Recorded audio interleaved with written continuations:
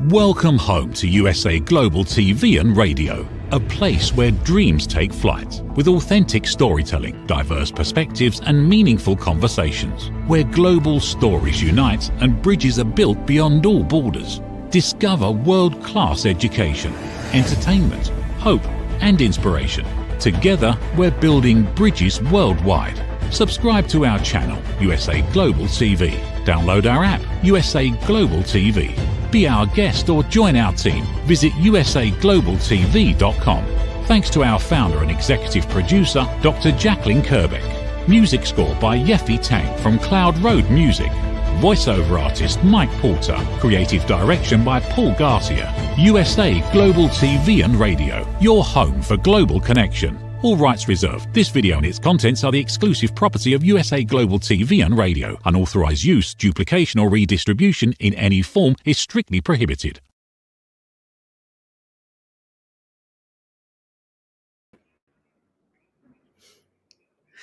Hello and welcome. Happy Sunday.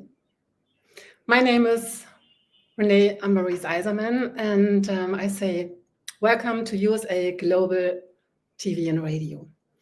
And today it's a very special show, and I have a very special guest. And if you are new here and you are interested how to get back in paradise, and you want to learn more about why your smile is the key, so don't forget to subscribe to this channel. I'm your host, I'm Renée Ambarees. I'm here every Sunday at 2 p.m. Eastern Time. And yes, so the year's going by very quick, and Christmas time can be something else. When I look back, Christmas was never my go-to time. And so it's about relationships. And relationships is always starting with ourselves. And it shows up in our eating disorders. So this show is all about emotional and understanding your habits about the eating part. So, and I have a very special guest today, and I'm so excited. It's Dr. Nina Savelle-Rocklin. She is a psychoanalyst. She is an author. She is international, really expert when it comes to emotional eating disorders. And she is having her own method we are talking about today. And now I want to welcome Dr. Nina. Welcome on my stage. Thank you. Thank you so much for having me. Good to see you, Renee. So the world is coming together. Today I'm hosting the show from the Dominican Republic. I know you are in LA, also a very nice place. And yeah, it's an important topic. We want to bring light in. We want to help to give you some solutions also today. And so eating disorder is something that is very big in my life because I was 22 years a professional athlete. My mother was putting me on a diet, so I know a lot about diets. And so, but your story, and for me, you are the role model, started, I think, much earlier. And I want to know all about that we inspire people. So I give you the stage. Let's dive in. Okay, so my story, when I was a brand new therapist and I was about to start my very first group for women with binge eating disorder, I walked into the room and this group of women looked me up and down. And one of them, remember, I'm a brand new therapist, and they were much older than I was. And this one woman, she was in her 50s, which at the time seemed very old, not so much anymore. And she had like bright red hair and like a big necklace. She was super intimidating. She looked me up and down and she said, "So what does a skinny bitch like you know about binge eating disorder?" And I said, well, first, she didn't know that I once considered myself the poster child for eating disorders. But what I said was, this skinny bitch once scarfed down an entire box of gingerbread cookies in about 15 minutes flat. And I hate gingerbread, still hate gingerbread, but I couldn't stop eating those cookies. So I told the group that when I was 5 years old, I came to believe that if I were thinner, I would somehow be better. And that was the beginning of my obsession with my weight and with food. And when I look at my teenage journals, every page is full of numbers, calories I ate, calories I burned, the weight I was going to be one day when the diet was successful. And I was always on some crazy restrictive diet. Eventually, my willpower would fail, because it always does. And I would eat the kitchen. Sometimes I would purge. That's why I was the poster child for eating disorders. I had all of them. So finally in college, I go to therapy, but I go for anxiety. So I talked about guys and goals and dreams and my family and my family and my family. And I was open with my therapist about every part of my life except one. I never told her what was going on with food, because I was so ashamed of what I was doing. I was mortified. So nobody knew the truth. But by the time I left therapy, all my eating disorder behaviors were gone. And not once, not a single time, had I ever talked about food. And people say, how is that possible? How do you get rid of all eating disorders without ever talking about food? And it's because I learned that food wasn't actually the problem. It was the solution, a bad solution, but a solution to the real problem, which was how harsh and critical I was to myself. And I was often turning to food just to escape my own mean voice. So I stopped being the poster child for eating disorders because I fundamentally changed my relationship with myself and therefore the world. And I did it by implementing some of the strategies that I'm going to talk with you today. And by the way, why at age 5? Why at age 5 did I suddenly decide that I was too big? And I was a perfectly normal weight child. Well, my parents were college professors. They were very academic. And I was, of course, me, and I was not this quiet academic 5-year-old. And I was always getting the message. They would say things like, you're so dramatic, you're too emotional, you're too sensitive. This was the message I got all the time. And the message was like, you're too much to handle. And my 5-year-old mind took that literally. On some level, I thought if there were less of me, maybe I would be more lovable. So this points to the importance of psychology when it comes to overcoming food issues. And I became a therapist, a psychoanalyst, because I want to help other people stop the obsession and the madness, which it is possible. You don't have to be in recovery. You can actually liberate yourself from food issues forever. That is possible.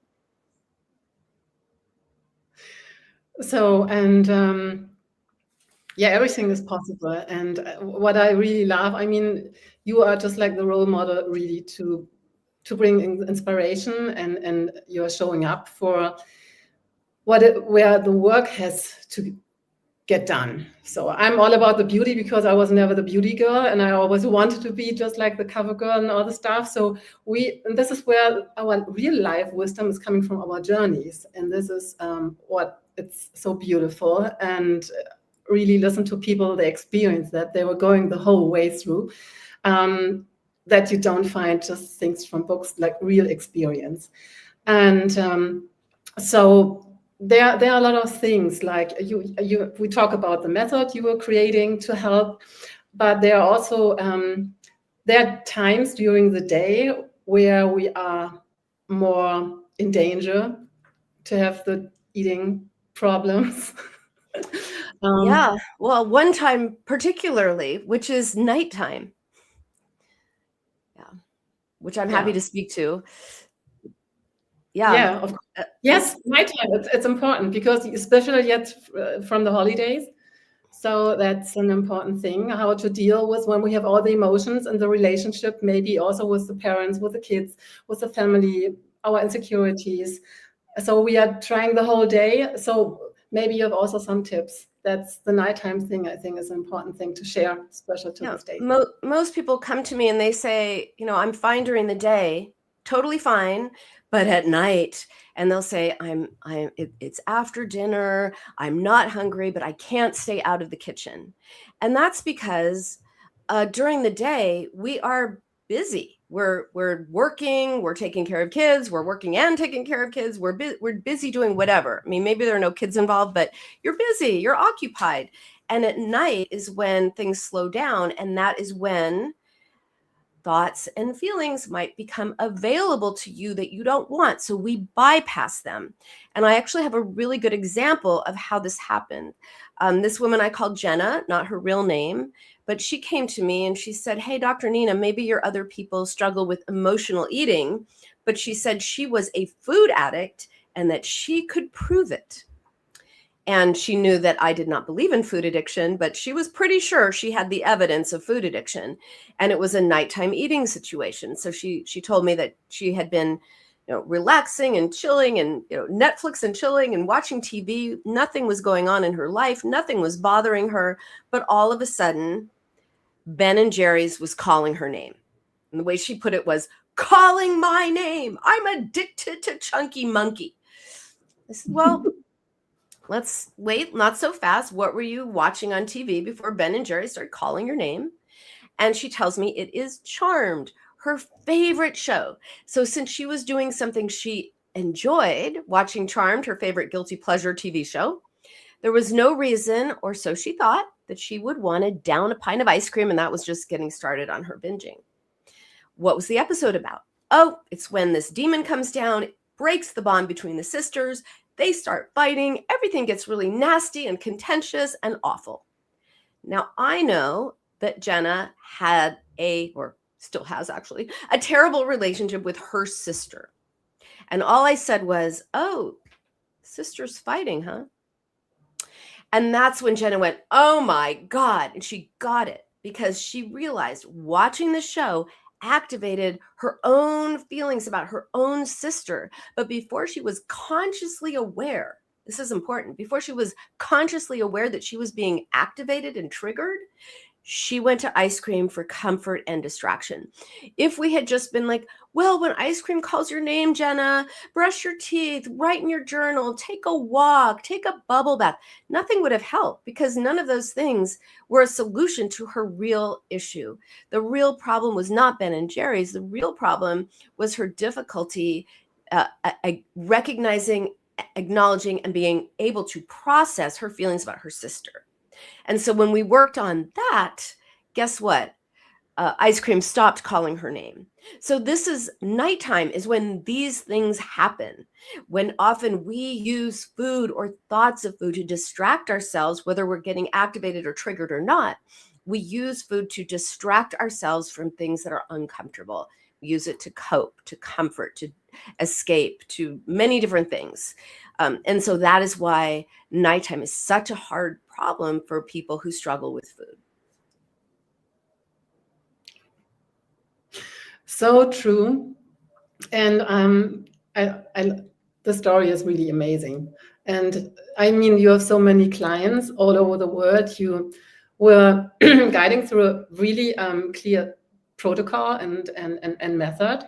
Mm-hmm. And so maybe when people are listening, so if you listen and you feel like, okay, maybe that's me, maybe even like a little bit. So also you are invited to write questions so we can answer them and engage. So you have a chance to talk to Dr. Nina in real time now, but also later we were going over the thing. So what are the first steps of people now just like see, oh, okay, I know every evening I'm going to the refrigerator before I go to bed. So what is the first thing? The first step is really you have to stop dieting, because dieting keeps you focused on food.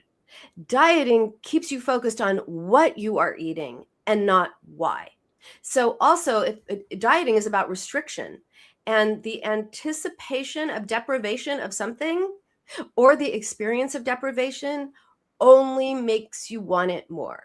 If I tell you not to think about a pink hippopotamus, Guess what just popped into your mind? A pink hippopotamus, most likely. So when that is human psychology. When we're told we can't have something, even when we're telling it to ourselves, even when we know we don't want it logically, psychologically, because it's not logical, it's psychological. Psychologically, we want what we can't have.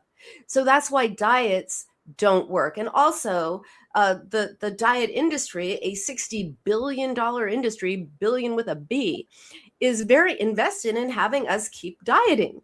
That's why there's always some new diet that's coming out, some new products, some new diets, some new surgery, some new injection, whatever it is.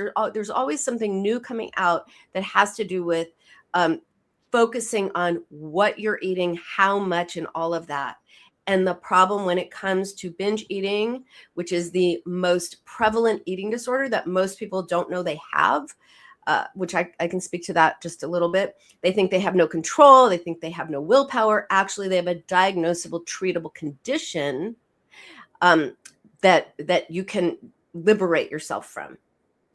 So the first step is absolutely to take your focus not on what you are eating, which is dieting, but why.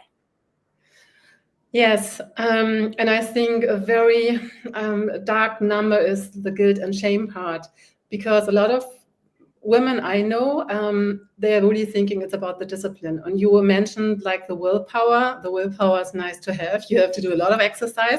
And then there's the moment when you just break, because it's not a natural coming from the inside. It's just like a construct you were building over time, right?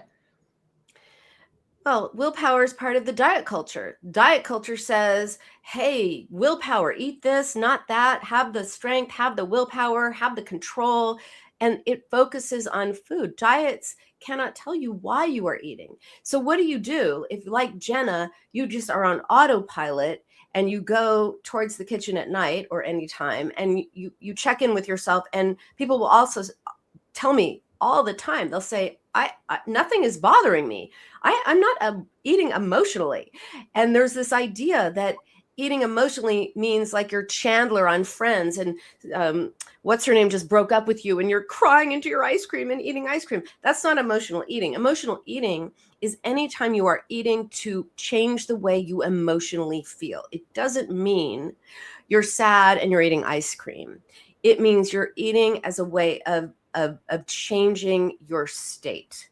But what do you do when you go so quick, you bypass that reason? It's out of your awareness, but it is not out of operation. Well, this is where my food mood formula comes in, which is part of my binge cure method, which you can read about in my book, The Binge Cure, or my other book, Beyond Binge Eating. So actually what you are eating gives a clue as to why you are turning to that food. So if you're like Jenna and you're, I love it. If you're like Jenna and ice cream is your thing, then that's smooth and creamy. Foods that are smooth and creamy, like ice cream, like yogurt, like some people are like smooth and creamy peanut butter or Nutella. They're just that's their go-to food. That is associated with a need for comfort. So if that's your go-to food, think about other ways that you can comfort yourself, which I do teach in my books and in my programs, that don't involve eating. Another type of food that people are drawn to are filling foods. So if it's bread, muffins, cake, pizza, pasta, anything that takes up space within us, those are associated with loneliness or filling a void. So if those are your go-to foods, you want to consider, and this is hard, by the way, it's a lot easier to focus on food, but if those filling foods are your go-to foods, consider the empty spaces in your life, right? What are they? And find different ways to fill them. Crunchy, if it's all about the tortilla chips and the potato chips and the pretzels and all of that, and maybe you've tried crunching on carrot sticks, but it just doesn't work as well. Of course not. Anything that makes you bite down with a crunch that is associated with forms of anger. So forms of anger can be irritation, frustration, annoyance, rage. And women especially are taught not to be angry. Somehow that's not ladylike. It's not nice. Don't be angry. So we often stuff down our anger, but we take it out on ourselves. We get very mad at ourselves for what we eat or what we weigh. Well, if those crunchy foods are your go-to, think about, who would you be mad, who or what would you be upset with, angry with, if you weren't being mad at yourself for what you ate? And then there's what about chocolate? Well, chocolate actually goes into those categories because you have chocolates with a creamy filling, which would be comfort. You have chocolates with nuts, which would be crunchy, which would be forms of anger.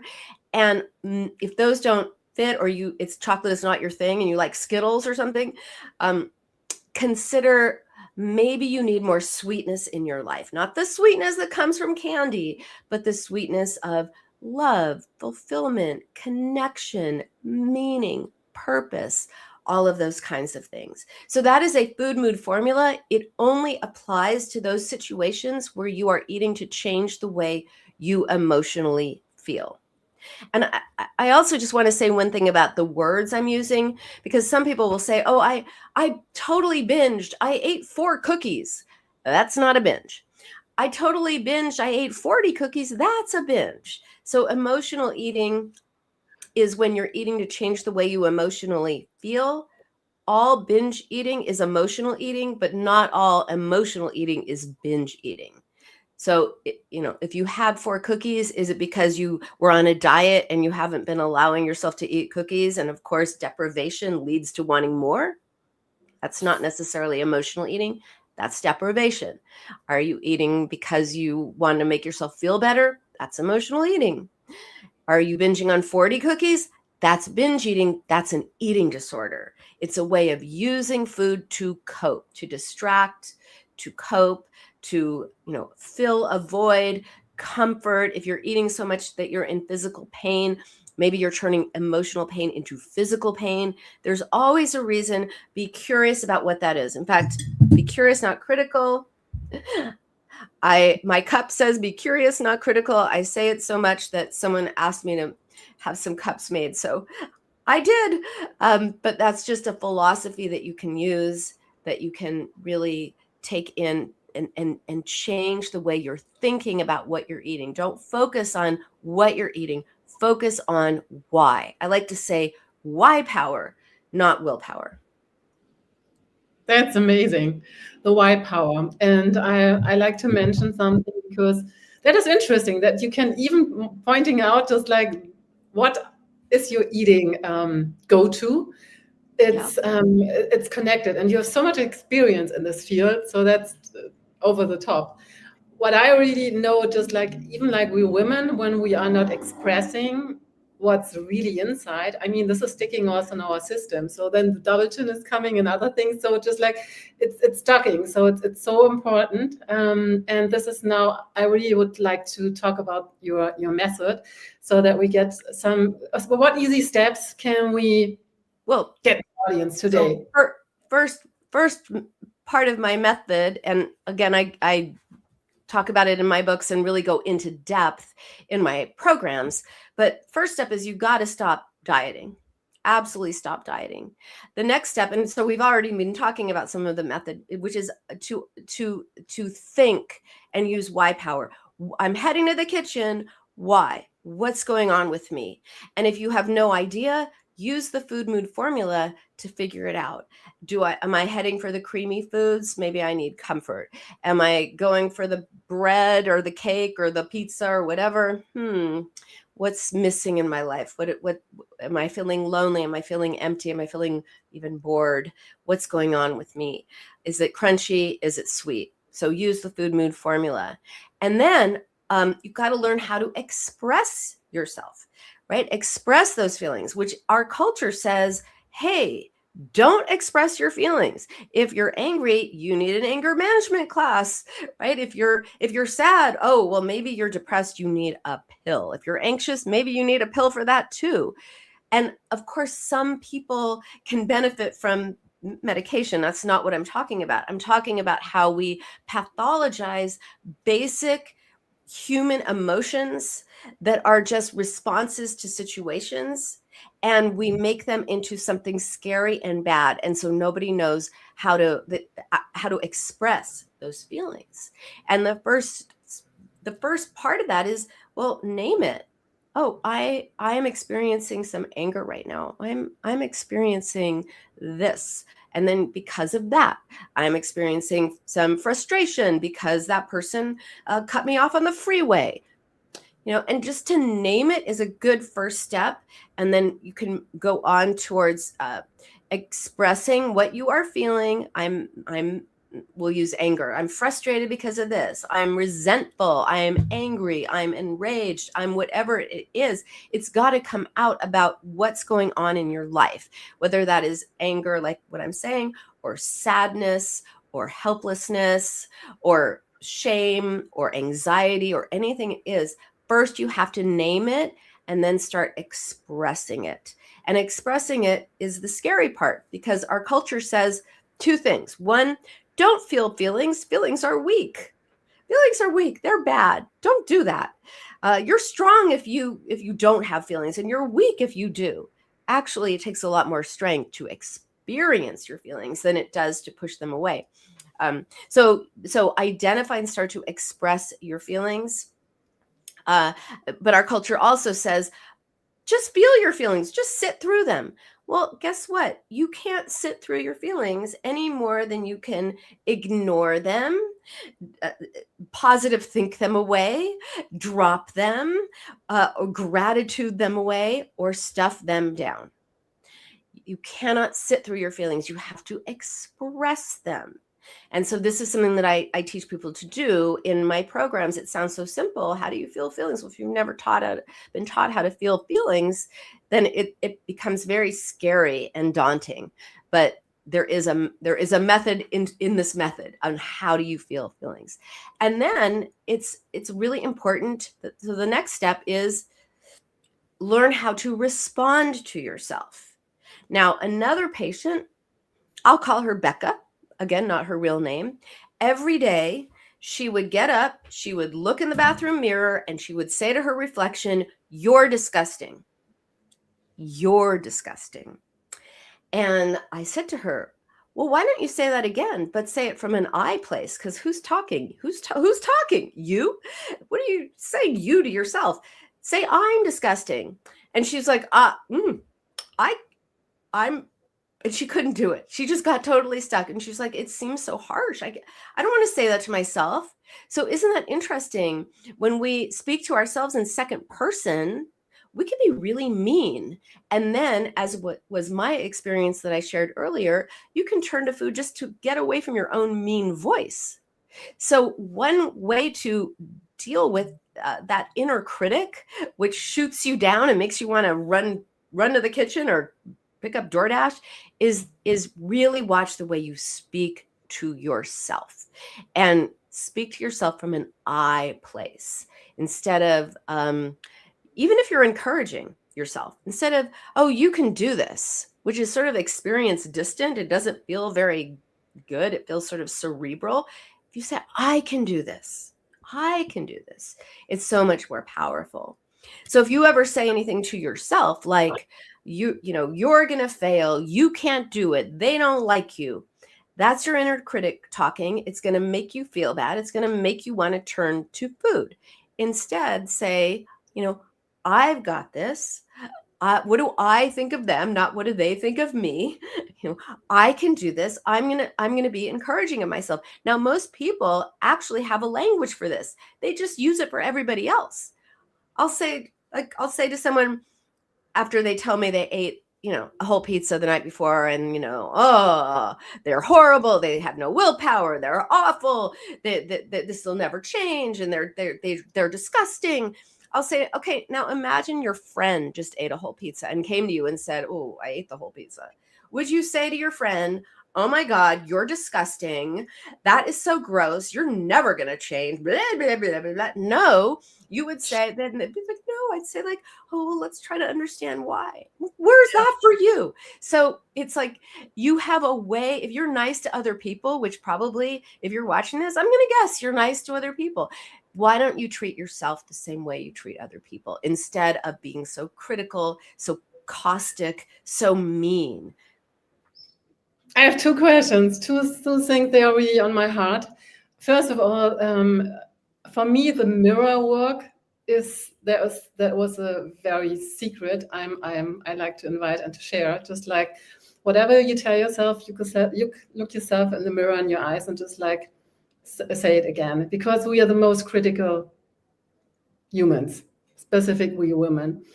And so what I figured out the time I was overweight and not happy and not the beauty queen, the mirror was helping me a lot, just like becoming a new self-awareness and becoming gentle and just like look myself in the eyes and just like I was crying so much of release what is going on. And sometimes I had to learn speaking a long way. So expressing my emotions, even allowing to say what I want, that was something that took me like 30 years from then to now.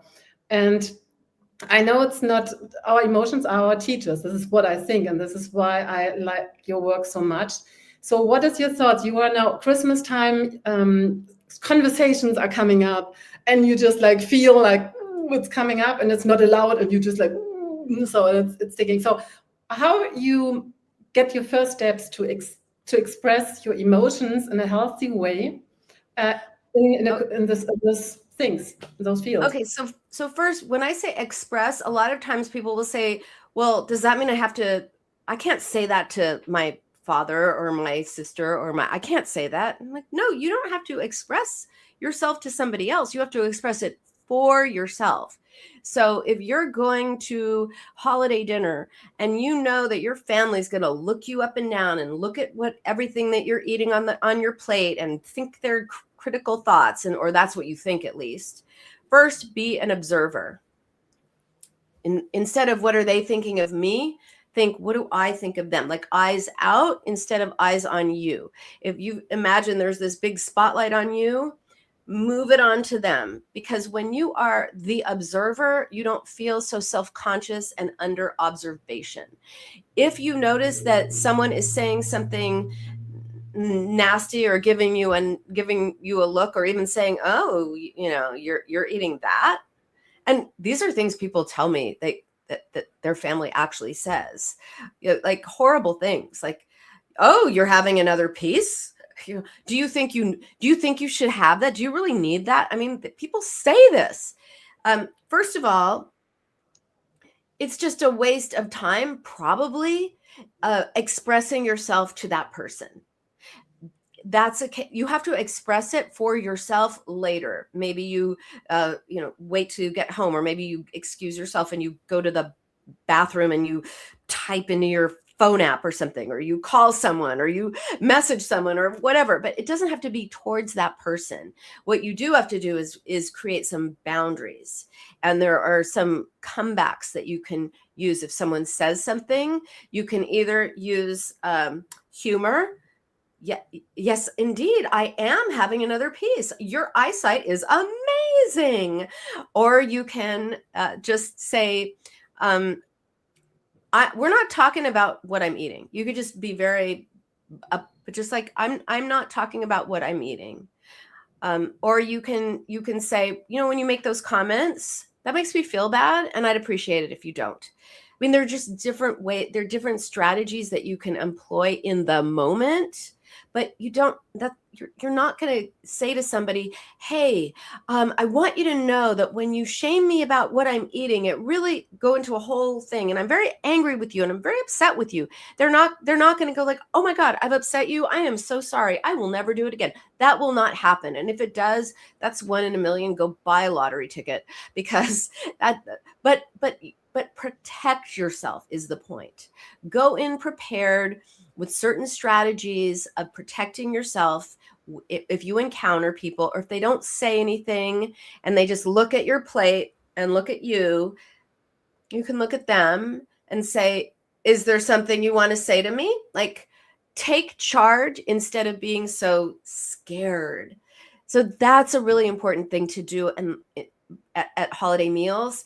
And then later, when you get home, write in your journal, call a friend, express it just for yourself, because expressing does not have to be challenging someone. If your boss is on your last nerve, you are not going to go up to your boss and say, look, you're on my last nerve. You really piss me off on a daily basis. No, you're going to get fired. But you can think that, you can express it for yourself. So expressing feelings does not need to be to the person who's upsetting you. You could be upset about things you have no control over.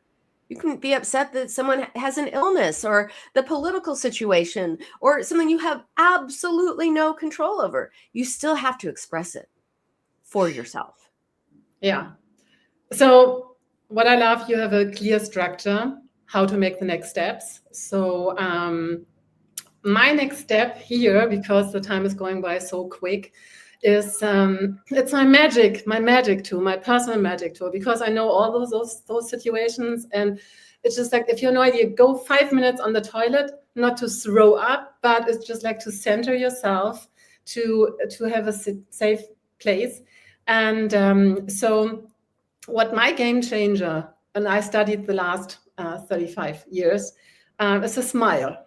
And so we're going to do the smile exercise with a special music I want to introduce you to. If you're new here, so we have in German, Walter Rieske, he is having the Genesis Pro-Life technique, and that is now infused, this is infusing the music instruments. So we have, maybe we can have the first graphic. So I will talk a little bit about the music, why this is so special, and maybe why this can be a game changer also for the holiday season. So Sound of Genesis.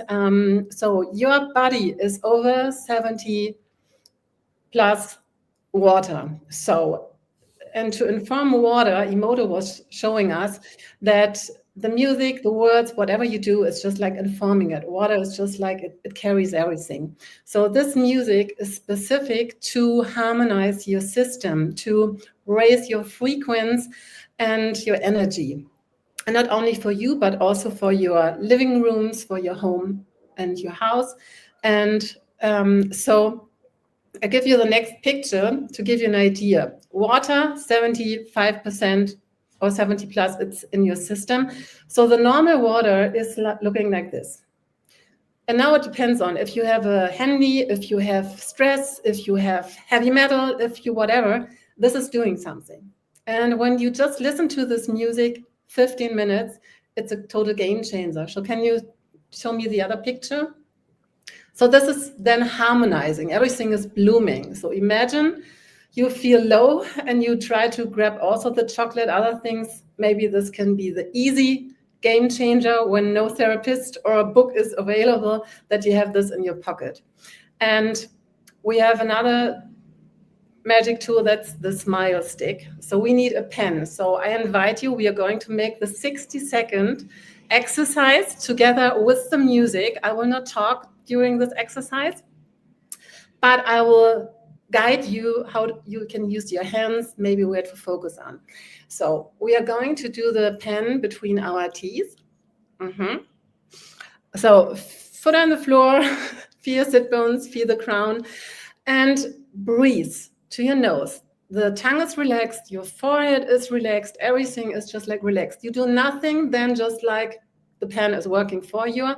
And I'll give you later a little bit more ideas. So I'm looking forward to have the music. We're starting, and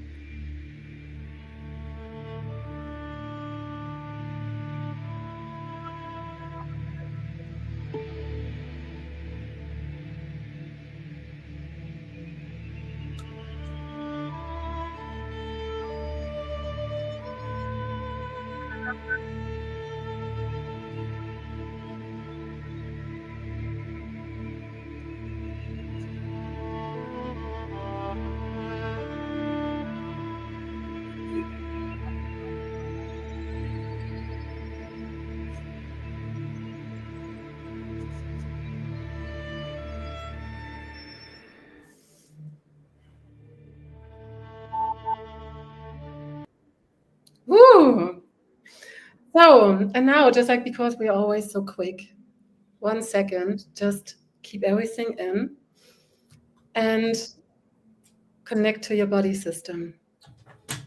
Feel the shift, what's going on? Do you feel changes? How does your forehead feel? How's the breast going? Do you feel the cheekbones? And so 60 seconds. I say it's a game changer. This is the quick shortcut to heaven and the up spiral.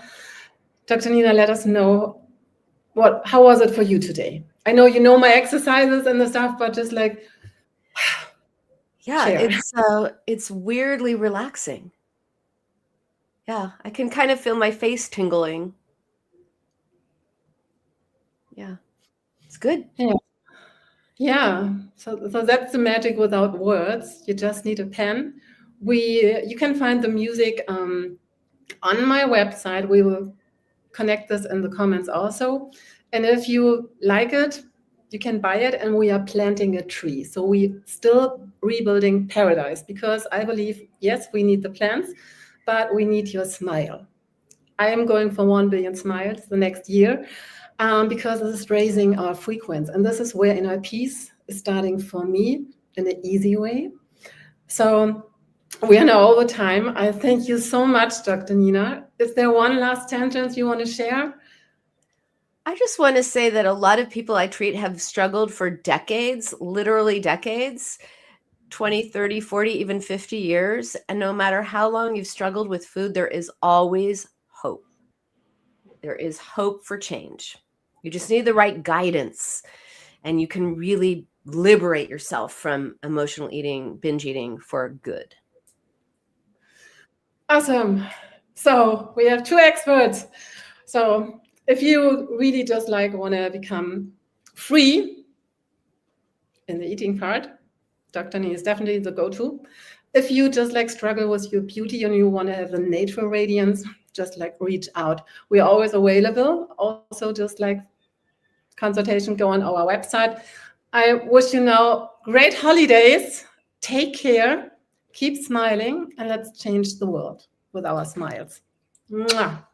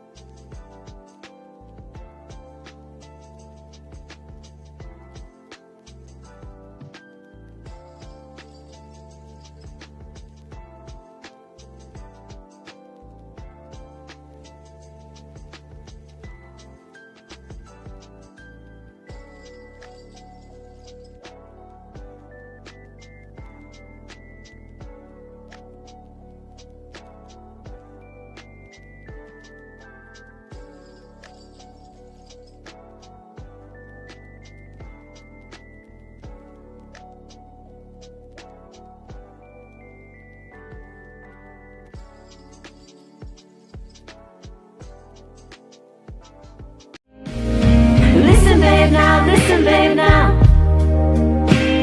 Listen, babe, now. Listen, babe,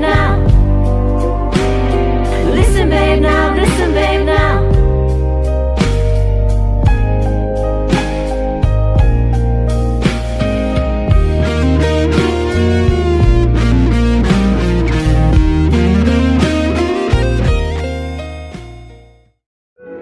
In a noisy world, true connection begins with listening.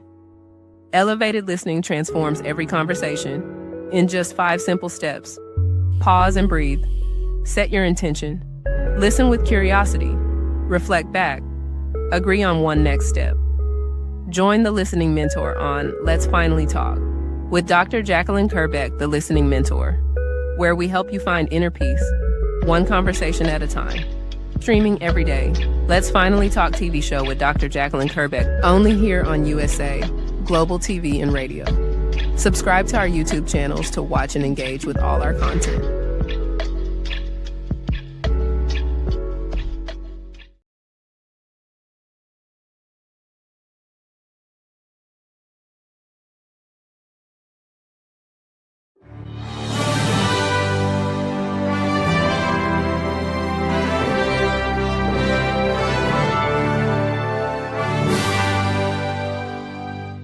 Which of these 5 statements sounds mostly like you? 1. I often wake up in the middle of the night worrying about my future. 2. I'm angry or resentful towards a specific person. 3. I have anxious, obsessive, compulsive thoughts throughout the day. 4. I have an addiction like smoking, drinking, shopping, sugar, or social media. And 5, I feel that I'm wasting away my life. Hello, I'm Dr. Alkistis Agio, and for over 25 years, I've been coaching and training people from all over the world to transform their fears, insecurities, anxiety, and anger into mental and emotional freedom. I'm confident that my simple 3-step method based on Greek philosophy can help you to transform into the joyful, confident, free human being that you deserve to be. I want to invite you to join my weekly online coaching group to finally get the results that you want. Look, you've tried it alone so far, and you've had some okay results. But let's face it, you're still feeling stuck right now, spinning your wheels. Einstein said that insanity is doing the same thing over and over again and expecting different results. Now, unless you realize this as a fact, that you are a prisoner of your own mind, you can't move forward. I'm here to support you, as well as the whole community that we are co-creating. Stop feeling stuck. Stop feeling depressed. You don't have to do it alone, and alone isn't working anyway. Sign up today, and I'll meet you on the inside of our amazing weekly group call. I guarantee that you'll make progress from the very first session.